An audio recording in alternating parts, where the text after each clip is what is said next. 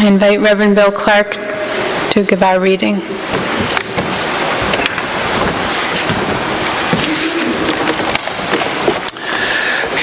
The reading this morning is by the Reverend Robert Walsh, entitled More Than We Deserve.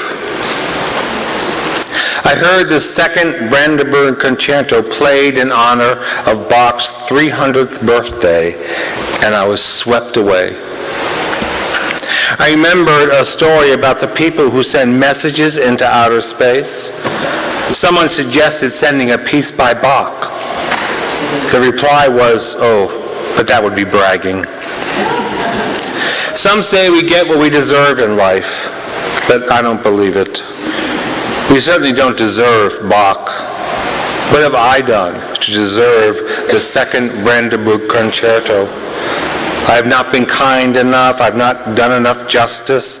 I've not loved my neighbor or myself sufficiently.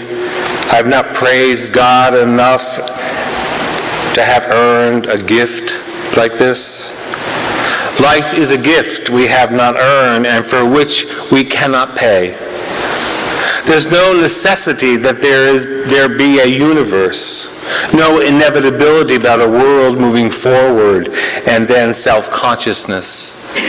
After all, there might have been nothing at all. Since we have not earned Bach or crocuses or lovers, the best we can do is to express our gratitude for the undeserved gifts and do our share of the work of creation. Here ends the readings. After our spoken prayer and a time of silence, we will sing together Spirit of Life, hymn number 123, which you can also find in your order of service. We'll sing first in English and then in Spanish. Spirit of life, Spirit of love, be with us in this time of quiet reflection. We carry so much with us. And we take these few moments of grace to put down some of what we carry. Our worries and doubts, our pain, our bitterness, our confusion, our egos and ambitions even. We take these few moments of grace to empty ourselves, even if we are to pick it up again when we leave. We need this time of handing over some of what we carry, feeling a lightening of the load. Let us breathe in deeply. Let us breathe out fully. And may the peace of this quiet time wash over you.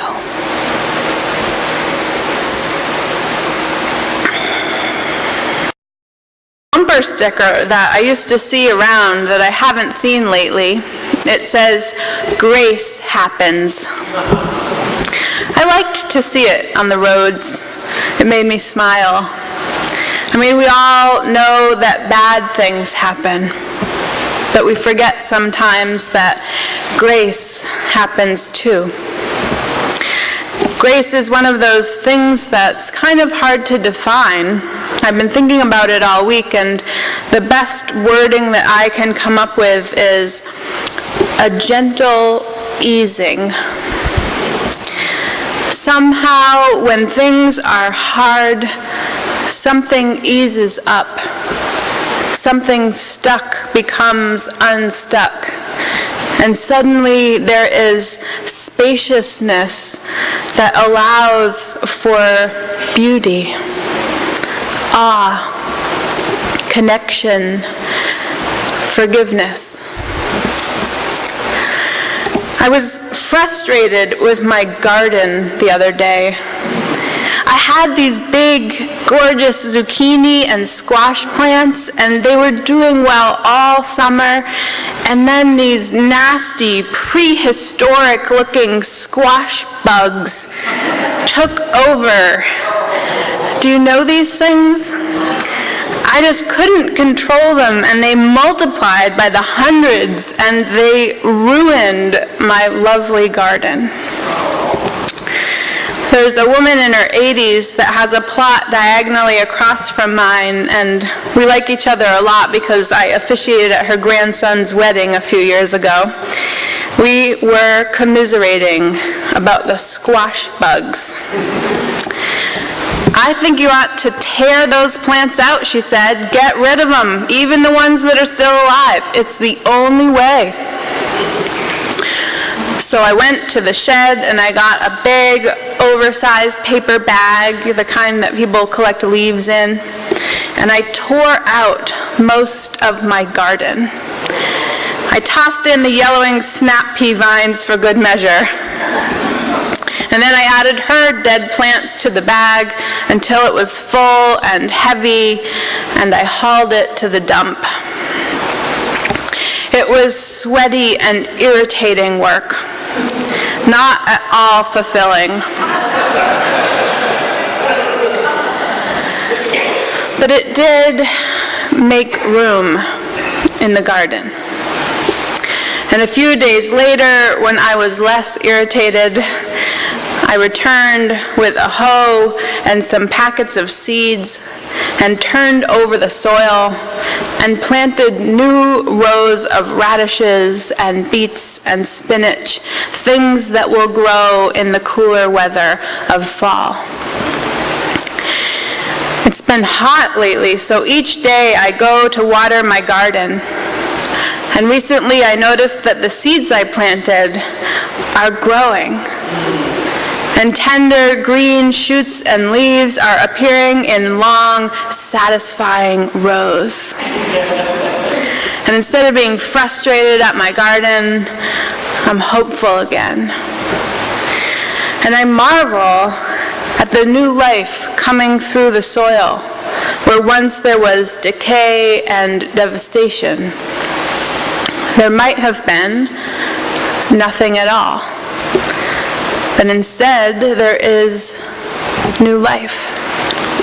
And I feel lucky. Grace happens. Last year, just before Thanksgiving, I experienced an extremely grace-filled moment. Some of you were there.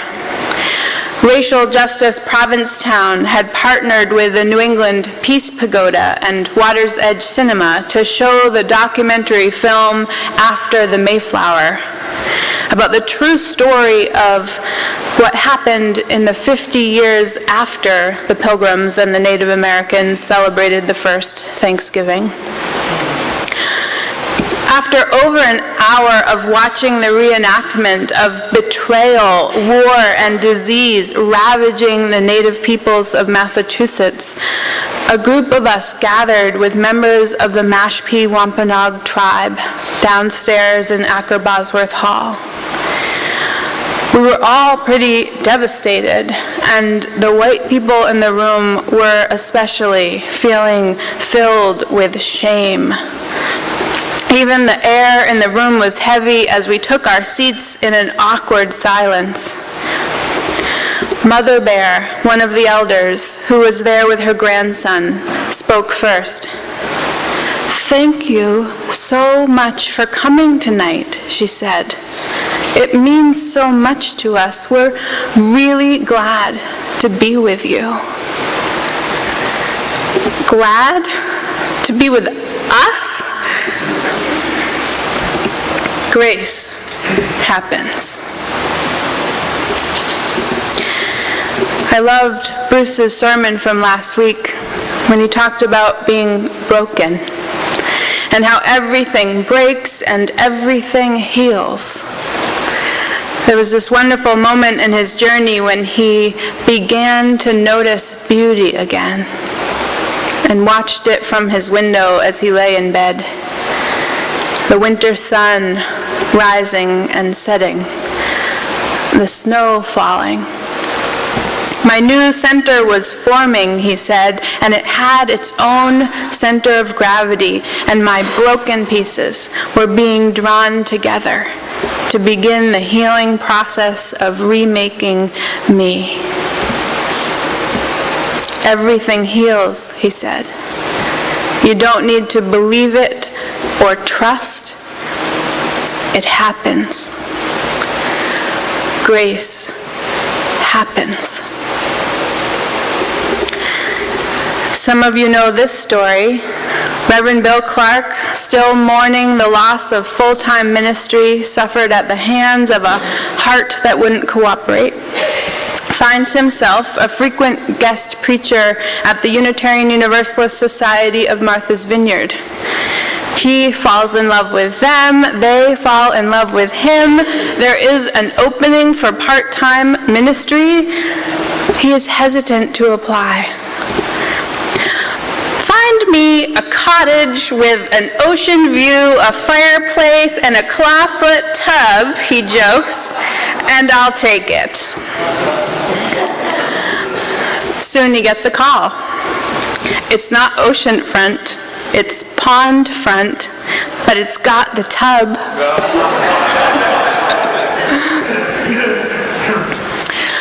Whoever knows if the decisions we make in life are the right ones? If they set us down a path to happiness, to heartbreak, to success, to failure. But when the universe hands you such a clear sign, surely you are a fool not to follow it. And Bill Clark is no fool.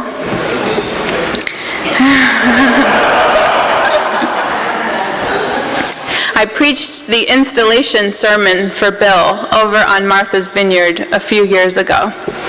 And Bill chose the theme, Grace Happens.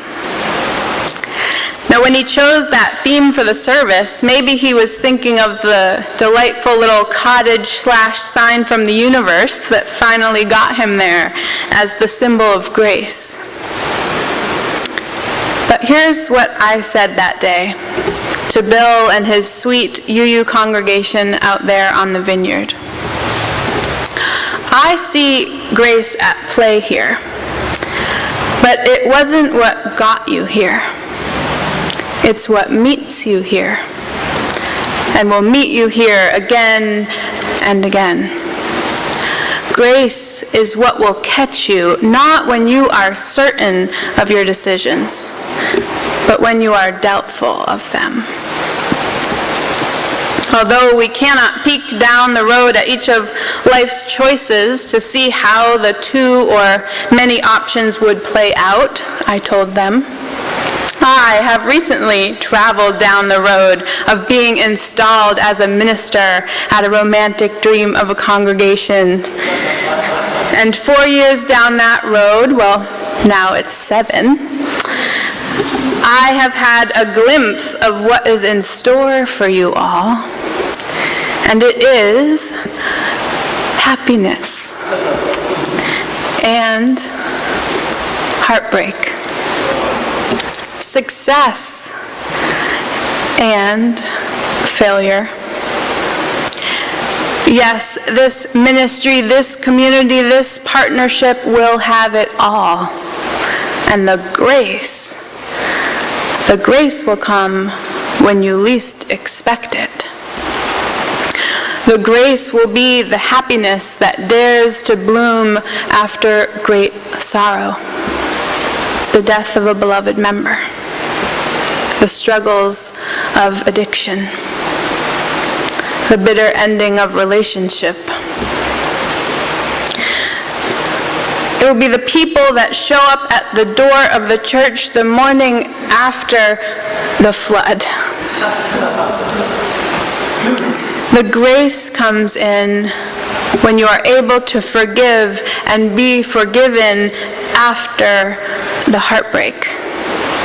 When you are able to come together as beloved community even when you are disappointed in one another. The grace comes in when successes are noticed and celebrated, and when you celebrate each other's successes as much as your own. When you value each other enough to overcome each of your self-doubts to accomplish great things. And the grace comes in when you show up for one another in the aftermath of failure. When you stay present to each other through the messiness. And when you have the confidence to remind each other that failures too are productive, create learning, move us forward. Grace happens. And you never know when grace will happen, but it does, and it's one of the mysteries of this life that we cannot control or predict or even call upon, but just be open to, receive, witness. Grace is the unexpected gift, the gift we have not earned and do not deserve. Some say we get what we deserve in life, but I don't believe it. We certainly don't deserve Bach. What have I done to deserve the Second Brandenburg Concerto? I have not been kind enough. I have not done enough justice. I have not loved my neighbor or myself sufficiently. I have not praised God enough to have earned a gift like this. Life is a gift we have not earned and for which we cannot pay. Since we have not earned Bach, Robbie says, or crocuses or lovers, the best we can do is express our gratitude for the undeserved gifts and do our share of the work of creation. So that is our task this morning and in this community and out there in the world, to be grateful and to do our share of the work of creation. And although you can't earn it or call upon it or control it, I hope you'll open yourselves to grace when grace happens. I hope you'll witness it and receive it and tell us about it. Because it is the stories of grace that sustain us all. The stories of the unearned gifts. The recognition that there might have been nothing at all. But instead, there is a universe, a world moving toward life, and then self-consciousness, and then Bach, and crocuses, and lovers.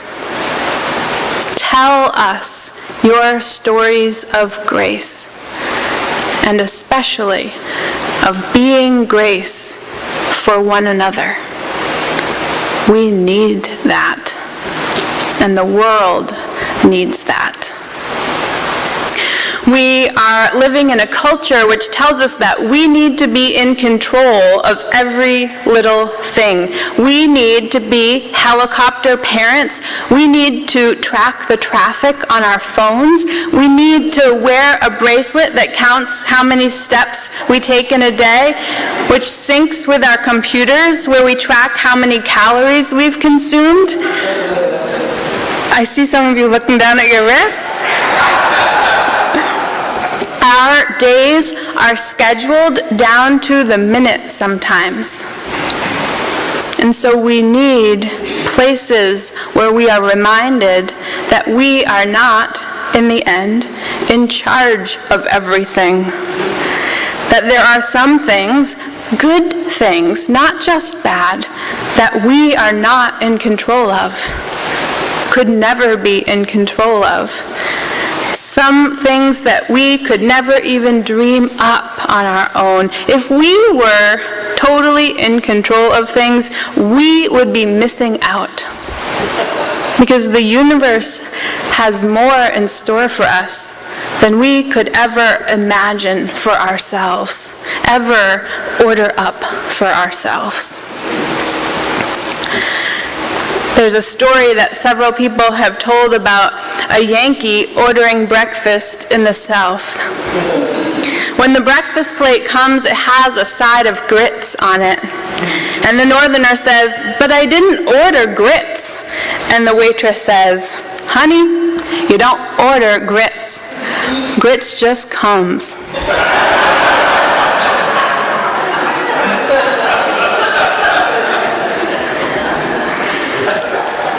And that is how grace arrives also. You don't order grace. Grace comes. Grace happens. Frederick Buechner says, "Grace is something you can never get but only be given.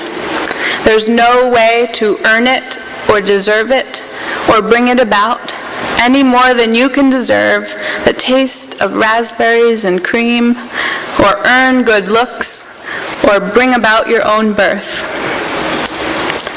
A good sleep is grace," he says, "and so are good dreams. Most tears are grace.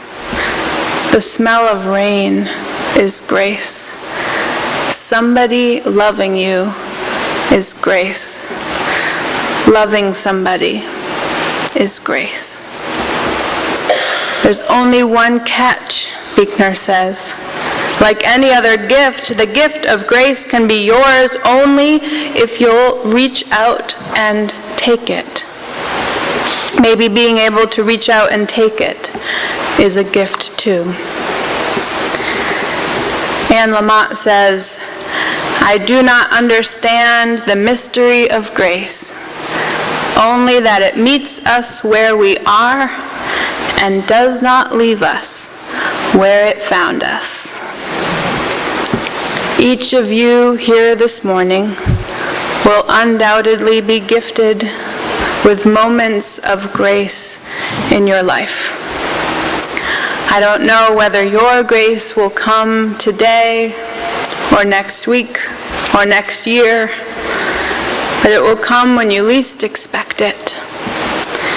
And there will be an easing, a forgiving, a healing, a birth of joy, an unclenching of the heart, and you will know. And if you can be open to it, reach out to receive it, it will not leave you where it found you. I cannot wait to see where you'll go from here. Amen, and blessed be.